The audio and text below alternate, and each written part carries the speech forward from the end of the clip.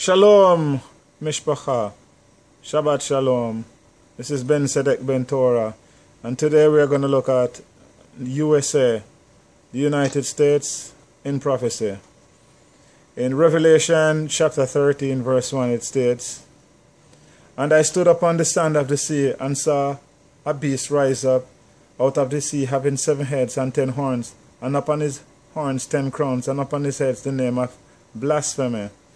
This beast that he's talking about is a future government which is on the rise. Okay? And we're going to look at the United States in prophecy. And I'm going to share some historical facts with you. Begin. Under the United States Code, Title 28, 3002, 15A, B, C, the United States is a corporation. The president is the head of the corporation, and the citizens are the employees of the corporation. The United States is a business. America is a British colony. The United States is a corporation, not a landmass, and it existed before the Revolutionary War, and the British troops did not leave until 1796. You can find this in Republica versus Swears, $1.45, Treaty of Commerce. Statute 116, the Society for Propagating the Good News, DRC period V, New Haven and Wheat 464, Treaty of Peace, and 8 Statute 80, IRS Publication 6209, Articles of Association, October 20, 1974. Okay? The King of England financially backed both sides of the Revolutionary War. This is in the Treaty at Versailles, July 16, 1782. Treaty of Peace, 8 Statute 80. The United States Corporation did not declare independence from Great Britain or King George. In 1604, a corporation called Virginia Company was formed in anticipation of the imminent influx of white Europeans, mostly British at first, into the North American continent. Its main stockholder was King James I, and the original charter for the company was completed by April 10, 1606. The Virginia Company owned most of the land of what is now called the U.S.A. The Virginia Company, the British Crown, and the bloodline families had rights to 50%, yes, 50% of all gold and silver mined on its lands, plus percentages of other minerals and raw materials, and 5% of all profits from other ventures. The lands of the Virginia Company were granted to the colonies under a deed of trust, unleased, and therefore they could not claim ownership of the perpetual use of the land to their heirs or sell the perpetual use, but they could never own it. Ownership was retained by the British Crown. One of the reasons people are not allowed to own property, for the most part, if you check into if you have a mortgage and you look on the mortgage under the deed, you'll see that you're stated as a tenant. Why is that? Because you're called a human being. Human being does not have the same meaning as what you thought it to be. If you look into Ballantyne's dictionary, I'm going to give you an example of what they classify as a human being. Monster. A human being by birth, but in some part resembling a lower animal. A monster had no inheritance, blood, and cannot be heir to any land. Ballantyne's Law Dictionary, 1930. A prodigious birth, a human birth or offspring not having the shape of mankind, which cannot heir to any land. So there you go. You are considered a human being, a monster, and therefore you have no inheritance right to land. That's why on your property you are classified as a tenant. So therefore a human being / monster cannot be heir to any land and has no inheritable blood. You own no property. Slaves can't own property.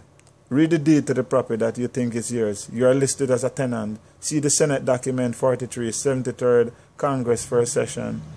After the first 21 years from the formation of the Virginia Company, all duties Imposts and excises paid on trading activities in the colonies had to be paid directly to the British Crown through the Crown Treasurer. Queen Elizabeth controls and has amended U.S. Social Security.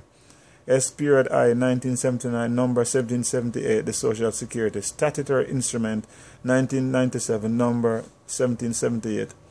The Social Security, United States of America, Order 1977. Crown Copyright 1977.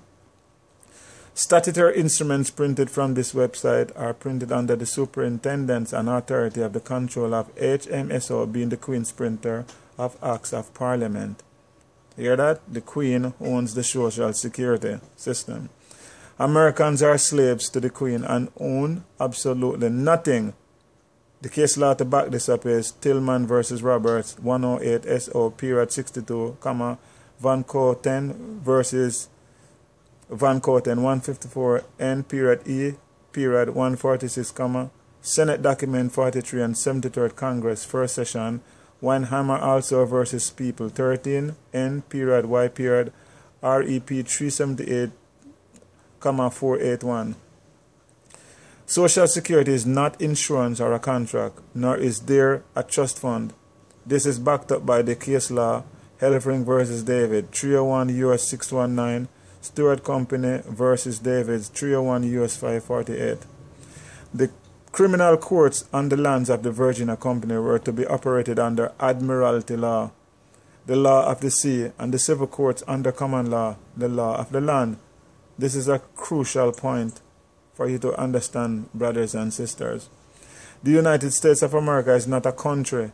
It is owned by the same brotherhood bloodlines who own the Virginia Company, because the U.S.A. is the Virginia Company.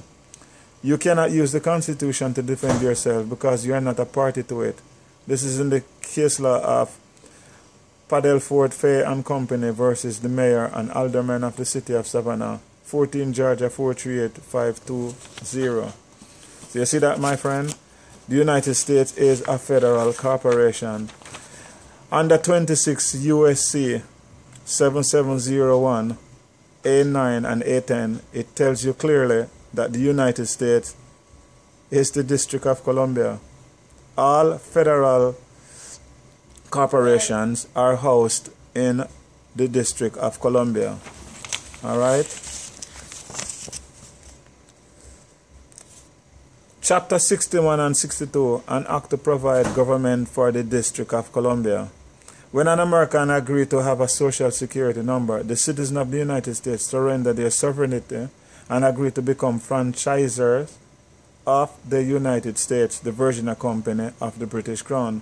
Americans are led to believe that there is only one United States and the federal government is the rightful government. The use of lower uppercase is making a legal statement.